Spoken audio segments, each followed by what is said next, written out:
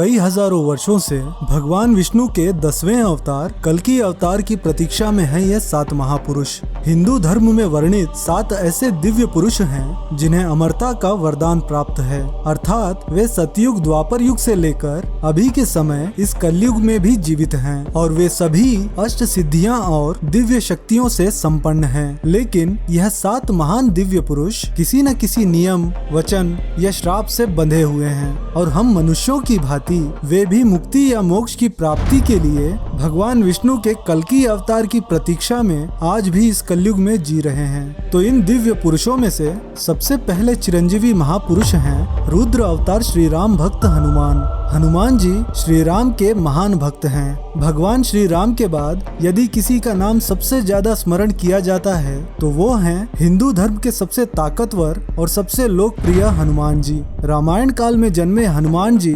महाभारत काल में भी जीवित थे।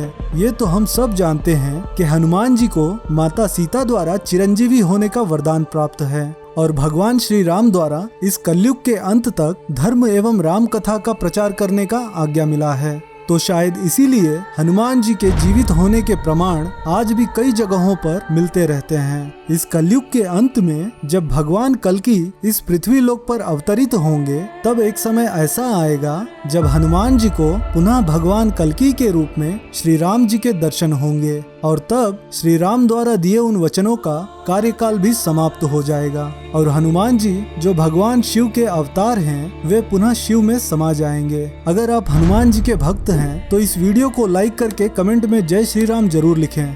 तो दूसरे चिरंजीवी महापुरुष हैं परशुराम जी।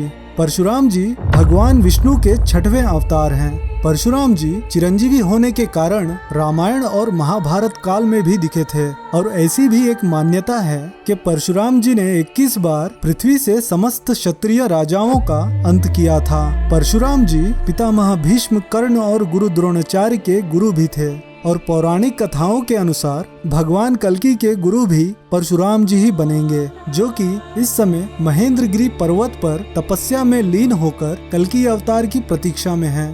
तो तीसरे चिरंजीवी महापुरुष हैं अश्वत्थामा। अश्वत्थामा गुरु द्रोणाचार्य के पुत्र थे जो आज भी इस पृथ्वी लोक पर मुक्ति के लिए भटक रहे हैं। जब महाभारत का युद्ध हुआ था तब अश्वत्थामा ने कौरवों का साथ दिया था। धर्म ग्रंथों के अनुसार भगवान श्री कृष्ण ने ब्रह्मास्त्र चलाने के कारण अश्वत्थामा को कलयुग के अंत तक भटकने का श्राप दिया था। अश्वत्थामा के संबंध में प्रचलित मान्यता है कि मध्य प्रदेश के असीरगढ़ किले में मौजूद प्राचीन शिव मंदिर में अश्वत्थामा हर दिन भगवान शिव की पूजा करने आते हैं। अश्वत्थामा जैसे महान योद्धा भी द्वापर युग से मुक्ति के लिए इस कलयुग का अंत करने वाले कल्कि अवतार की प्रतीक्षा में हैं। तो चौथे चिरंजीवी दिव्य पुरुष हैं महर्षि व्यास। ऋषि व्यास को वेद व्यास के नाम से भी जाना जाता है क्योंकि उन्होंने ही 4 वेद और 18 पुराण समेत महाभारत और श्रीमद् भागवत गीता की रचना की थी। ऋषि व्यास जी ने कल्कि अवतार के जन्म से पहले ही भगवान कल्कि के बारे में ग्रंथों में लिख दिया था। ऋषि व्यास जी बहुत बड़े तपस्वी होने के कारण आज भी इस कलयुग में भगवान कल्कि के दर्शन के लिए तपस्या में लीन होकर प्रतीक्षा कर रहे हैं। तो 5वें चिरंजीवी महापुरुष हैं लंकाधिपति राजा विभीषण। राजा विभीषण श्री राम के अनन्य भक्त हैं। जब रावण ने माता सीता का हरण किया था तब विभीषण ने श्री राम से शत्रुता न करने को बहुत समझाया था। इस बात पर रावण ने विभीषण को लंका से निकाल दिया। तब विभीषण श्री राम की सेवा में चले गए और रावण के अधर्म को मिटाने में धर्म का साथ दिया। इसलिए भगवान श्री राम ने विभीषण को चिरंजीवी होने का वरदान दिया, जो कि इस कलयुग के अंत तक वे भी जीवित रहेंगे। तो 6वें चिरंजीवी महापुरुष हैं राजा बलि। राजा बलि के दान के चर्चे हर किसी ने तो सुना होगा, लेकिन राजा बलि के घमंड को चूर करने के लिए भगवान विष्णु ने ब्राह्मण का वेश धारण कर राजा बलि से 3 पग भूमि दान में मांगी थी। राजा बलि ने कहा था, जहाँ तक आपकी इच्छा हो 3 पैर रख दो।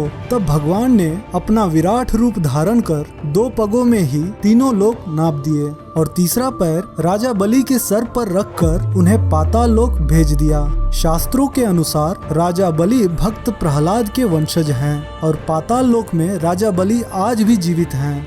तो 7वें महापुरुष हैं कृपाचार्य। संस्कृत ग्रंथों में कृपाचार्य को चिरंजीवी के रूप में बताया गया है। कृपाचार्य अश्वत्थामा के मामा और पांडव और कौरवों के युवा स्थिति में आचार्य थे।